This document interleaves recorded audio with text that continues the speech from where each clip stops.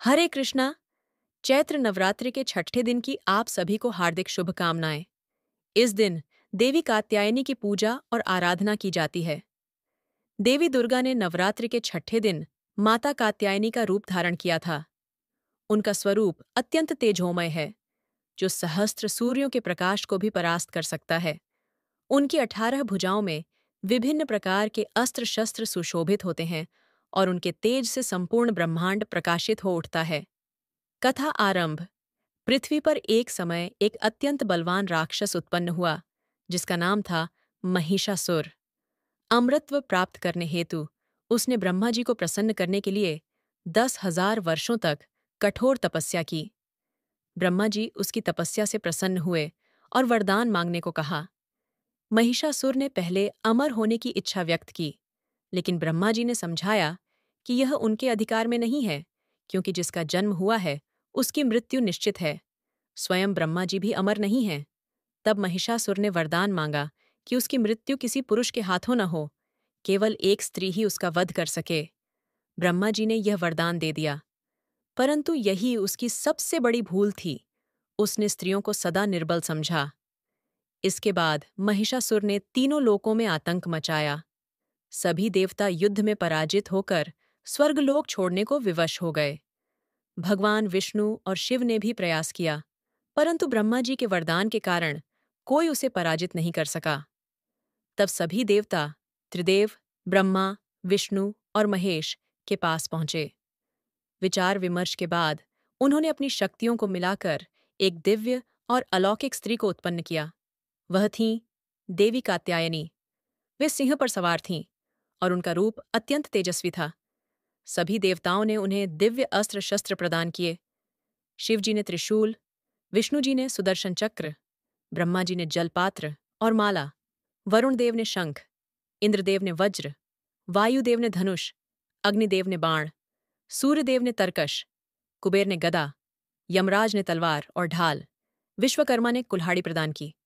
देवी कात्यायनी ने महिषासुर को युद्ध के लिए ललकारा। दोनों के बीच कई दिनों तक भीषण युद्ध चला।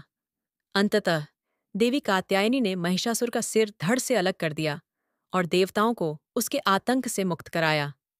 जो स्त्री को अबला समझता था, उसी स्त्री के हाथों उसका अंत हुआ। देवी कात्यायनी ने अपने जीवन का उद्देश्य पूर्ण किया। पूजा विधि। नवरात्रि के छठे दिन माता कात्यायनी की पूजा के लिए प्रातः स्नान कर स्वच्छ वस्त्र धारण करें। एक स्वच्छ स्थान पर देवी का विग्रह या चित्र स्थापित करें। पूजा में लाल या पीले वस्त्र पहनना शुभ माना जाता है। माता को पीले पुष्प, पीला नैवेद्य, मिष्ठान और शहद अर्पित करें।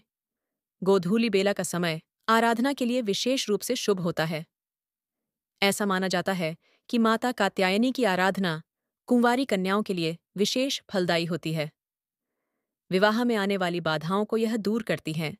श्रीमद्भागवतम के अनुसार राधा रानी और व्रज की गोपियों ने भी भगवान श्री कृष्ण को पति रूप में प्राप्त करने हेतु माता कात्यायनी का व्रत किया था। मंत्र। चंद्रहासोज्ज्वलकरा शार्दूल वरवाहना कात्यायनी शुभम दद्याद देवी दानवघातिनी। प्रसिद्ध मंदिर। माता कात्यायनी का एक प्रसिद्ध मंदिर उत्तर प्रदेश के मथुरा के वृंदावन में स्थित है। यह 51 शक्तिपीठों में से एक है, जहां देवी सती के केश गिरे थे। इसके अतिरिक्त एक और प्राचीन मंदिर मेरठ के परीक्षितगढ़ क्षेत्र में स्थित है। ऐसा माना जाता है कि राजा नैन सिंह को माता ने स्वप्न में दर्शन दिए और विग्रह प्राप्त करने का आदेश दिया था।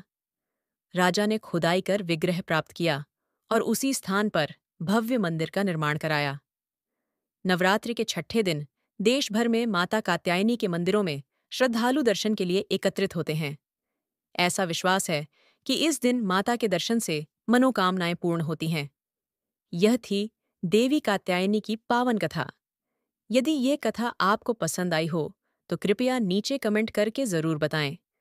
अपने चैनल बी कवर शॉर्ट्स को सब्सक्राइब करें, नोटिफिकेशन ऑन करें और इस कथा को अपने मित्रों व परिवारजनों के साथ साझा करें।